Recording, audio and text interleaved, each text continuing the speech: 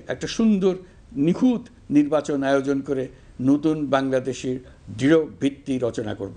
আমি আজ দেশবাসীর কাছে ঘোষণা করছি যে আগামী জাতীয় নির্বাচন, প্রিয় দেশবাসী, আমি জানি আগামী জাতীয় নির্বাচন কখন হবে সে বিষয়ে সিদ্ধান্ত জানার জন্য রাজনৈতিক দল ও জনগণের মধ্যে বিপুল আগ্রহ রয়েছে।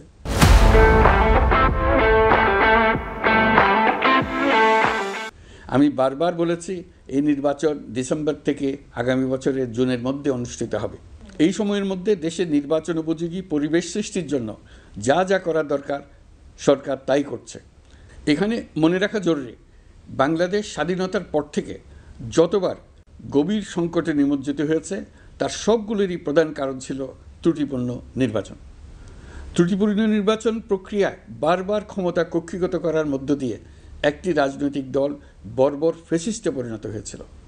এই ধরনের নির্বাচন যারা আয়োজন করে তারা জাতির কাছে অপরাধী হিসেবে চিহ্নিত হয়ে যায়। এমন নির্বাচনের মধ্য দিয়ে যে দল ক্ষমতায় আসে তারাও জনগণের কাছে ঘৃণিত হয়ে থাকে। এই সরকারের একটি বড় দায়িত্ব হলো একটি পরিচ্ছন্ন, উৎসবমুখর, শান্তিপূর্ণ, বিপুলভাবে অংশগ্রহণের পরিবেশে একটি নির্বাচন অনুষ্ঠান করা, এমন একটি নির্বাচন আয়োজন করা যাতে করে দেশ ভবিষ্যতে নতুন সংকটে না পড়ে। এই জন্য সবচেয়ে বেশি গুরুত্বপূর্ণ হলো প্রাতিষ্ঠানিক সংস্কার। যেই প্রতিষ্ঠানগুলো নির্বাচনের সঙ্গে সরাসরি জড়িত সেগুলোতে যদি সুশাসন নিশ্চিত করা না যায় তাহলে ছাত্র জনতার সকল আত্মত্যাগ বিফলে যাবে। সংস্কার, বিচার, নির্বাচন এই তিনটি ম্যান্ডেটের ভিত্তিতে আমরা দায়িত্ব গ্রহণ করেছিলাম। সেই বিবেচনায় আগামী রোজার ঈদের মধ্যে সংস্কার ও বিচারের বিষয়ে আমরা একটি গ্রহণযোগ্য জায়গায় পৌঁছতে পারব বলে বিশ্বাস করি। বিশেষ করে মানবতা বিরোধী অপরাধের বিচার, যা কিনা জুলাই গণ অভ্যুত্থানের শহীদদের প্রতি আমাদের সম্মিলিত দায়, সেই বিষয়ে আমরা দৃশ্যমান অগ্রগতি দেখতে পারব। এতে আমাদের উপর আপনাদের অর্পিত ম্যান্ডেট ন্যূনতম হলেও বাস্তবায়ন করে যেতে পারব। সেই বিবেচনায় ও ইতিহাসে সবচেয়ে অবাধ, সুষ্ঠু, প্রতিদ্বন্দ্বিতামূলক ও গ্রহণযোগ্য নির্বাচন আয়োজনের জন্য সকল পক্ষের সঙ্গে আমরা আলোচনা করেছি। পাশাপাশি বিচার, সংস্কার ও নির্বাচন সংক্রান্ত চলমান সংস্কার কার্যক্রম পর্যালোচনা করে আমি আজ দেশবাসীর কাছে ঘোষণা করছি যে আগামী জাতীয় নির্বাচন 2026 সালের এপ্রিলের প্রথমার্ধের যে কোনো একটি দিনে অনুষ্ঠিত হবে। এই ঘোষণার ভিত্তিতে নির্বাচন কমিশন উপযুক্ত সময়ে আপনাদের কাছে নির্বাচনের বিস্তারিত রোডম্যাপ প্রদান করবে। আমরা এমন নির্বাচন চাই যা দেখে অভ্যুত্থানের শহীদদের আত্মা তৃপ্তি পাবে, তাদের আত্মা শান্তি পাবে। আমরা চাই আগামী নির্বাচনে সবচেয়ে বেশি ভোটার, সবচেয়ে বেশি প্রার্থী ও দল অংশ নেক। এটা সবচেয়ে অবাধ, সুষ্ঠু ও নিরপেক্ষ নির্বাচন হিসেবে জাতির কাছে স্মরণীয় হয়ে থাকুক। 1.5 যুগ পরে দেশে সত্যিকারের একটি জনপ্রতিনিধিত্বশীল সংসদ গঠিত হবে। বিপুল তরুণ গোষ্ঠী এবার জীবনে প্রথম ভোট দেওয়ার সুযোগ পাবে। এসব লক্ষ্যে প্রয়োজনীয় সকল পদক্ষেপ নেওয়ার জন্য আমরা জাতির কাছে অঙ্গীকারবদ্ধ। আমি দেশবাসীর প্রতি আহ্বান জানাই, আপনারা সকল রাজনৈতিক দল এবং আপনাদের এলাকার প্রার্থীদের কাছ থেকে সুনির্দিষ্ট অঙ্গীকার আদায় করে নেবেন যেন আগামী সংসদের প্রথম অধিবেশনেই যেসব সংস্কারের প্রশ্নে ঐকমত্য অর্জিত হয়েছে তা কোনো প্রকার কাটাছেঁড়া ছাড়াই যেন তারা অনুমোদন করেন।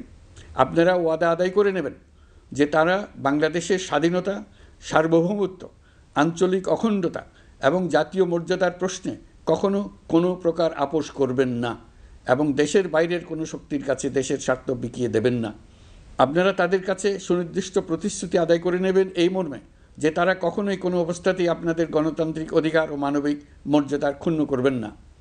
আপনারা তাদের কাছে অঙ্গীকার আদায় করে নেবেন যে তারা সম্পূর্ণ সততা ও স্বচ্ছতার সাথে দেশ পরিচালনা করবেন এবং সকল প্রকার দুর্নীতি, দলীয়করণ, টেন্ডারবাজি, সিন্ডিকেটবাজি, চাঁদাবাজি, সন্ত্রাসী কর্মকাণ্ড ইত্যাদি গণবিরোধী কাজ থেকে নিজেদেরকে সম্পূর্ণভাবে মুক্ত রাখবেন।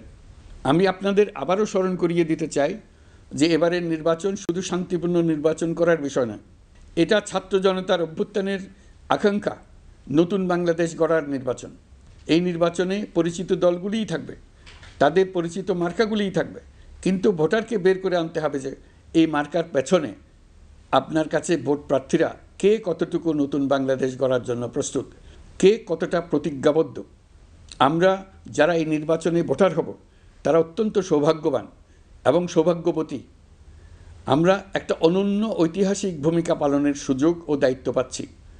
আমরা জাতির নতুন যাত্রাপথ তৈরি করে দেওয়ার দায়িত্ব পাচ্ছি। আমরা নতুন রাজনৈতিক সংস্কৃতি সৃষ্টির মহান সুযোগটা পাচ্ছি। আমাদের সুচিন্তিত ভোটের মাধ্যমেই নতুন বাংলাদেশ নির্মিত হবে।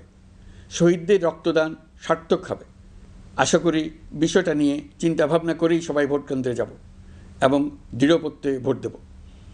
এখন থেকে ভাবনা চিন্তা শুরু করুন, আলোচনা শুরু করুন। এখন থেকে আপনাদের ভোটের গুরুত্বটা বুঝে নিন। আপনার এবারের ভোটের গুরুত্ব ঐতিহাসিক মানদণ্ডে দেখা হবে। প্রিয় দেশবাসী, আমাদের সবসময় মনে রাখতে হবে, পতিত ফ্যাসিবাদ ও তার দেশি বিদেশি দোসররা নতুন বাংলাদেশ গড়ার সম্মিলিত প্রচেষ্টাকে পদে পদে বাধাগ্রস্ত করার চেষ্টা চালিয়ে যাচ্ছে। তারা নানামুখী অপপ্রচারে লিপ্ত। তারা সবসময় চাইবে জুলাই অভ্যুত্থানের মাধ্যমে তৈরি হওয়া জাতীয় ঐক্যের শক্তিকে পরাভূত করতে, গণতান্ত্রিক আকাঙ্ক্ষা বাস্তবায়নের প্রচেষ্টাকে লাইনচ্যুত করতে এবং বাংলাদেশকে পুনরায় করায়ত্ত করতে। আমি আগেও বলেছি, আজ আবারও বলছি, আমরা একটা যুদ্ধ অবস্থায় আছি। এখন আমাদের একতাবদ্ধ থাকতে হবে যে কোনো মূল্যে। পরাজিত শক্তি এবং তাদের সহযোগীরা ওত পেতে বসে আছে আমাদের ছোবল মারার জন্য, আমাদের অগ্রযাত্রাকে রুখে দেওয়ার জন্য। আমরা তাদের কিছুতেই এই সুযোগ দেব না। আসুন আমরা আমাদের সম্মিলিত প্রচেষ্টায় প্রিয় মাতৃভূমির স্বাধীনতা, সার্বভৌমত্ব, আঞ্চলিক অখণ্ডতা ও জাতীয় মর্যাদার বিরুদ্ধে যে কোনো আঘাত প্রতিহত করার উদ্দেশ্যে প্রতিরোধের ঐক্যবদ্ধ সুদৃঢ় প্রাচীর গড়ে তুলি। প্রিয় দেশবাসী, সবাইকে আবার ঈদের শুভেচ্ছা ও সালাম জানাচ্ছি।